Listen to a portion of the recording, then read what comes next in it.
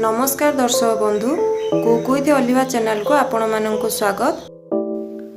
आज आम अंगूर जूस बनैबा शिखिबा। ताले चलतु अंगूर जूस पई आवश्यक सामग्री गुडी को देखि नै रेसिपीटी को स्टार्ट करिबा।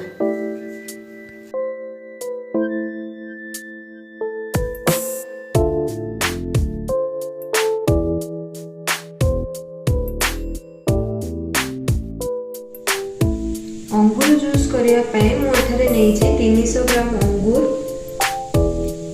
अल्प किछि पुदीना पत्र, गोटे इंच अदा को मु ग्रेट कर नेइछि, हाफ चमच गोलमरिच गुंड,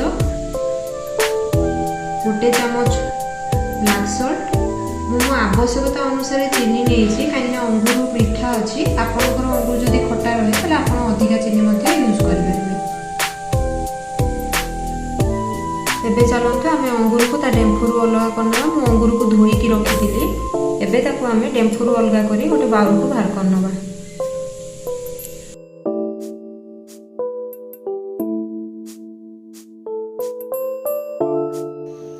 एमिति करी मु सबुतक अंगूर को डेम्फुरु खुली नहीं। वर्तमान चलतु अंगूर को ग्राइंडिंग करिया पई ग्राइंडिंग जार रे दे दबा।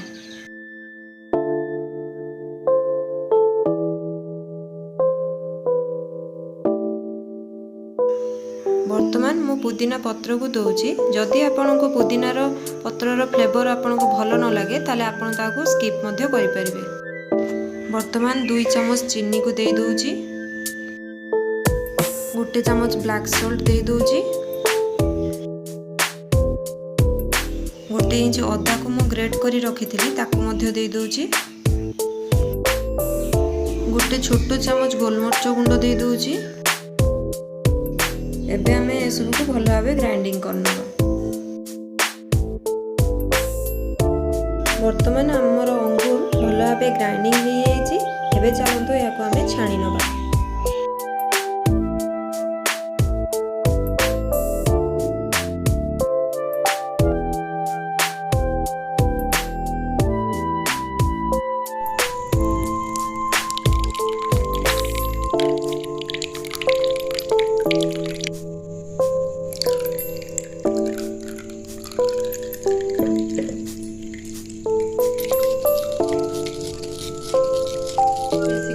अंगूर को छाणी नहीं।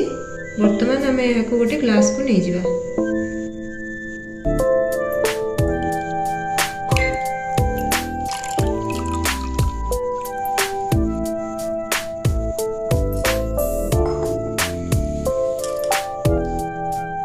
एबे हमर प्रस्तुत हो गला अंगूर जूस। जदि आपण मानकु ए रेसिपी वीडियोटी भल लगे ताले कमेंट बॉक्स रे कमेंट करी निश्चय जणेबे एवं सांग साथी सहित शेयर करंतु, लाइक करंतु। जदि हम चैनल रे नुआ अछंती ताले सब्सक्राइब करी पाखरे थिबा बेल आइकन को टच करिया को भूलंतु नाही, जहा कि नुआ वीडियो अपलोड हेले आपन को नोटिफिकेशन मिलि परिबो। पुनी देखा हबो नेक्स्ट वीडियो रे। धन्यवाद।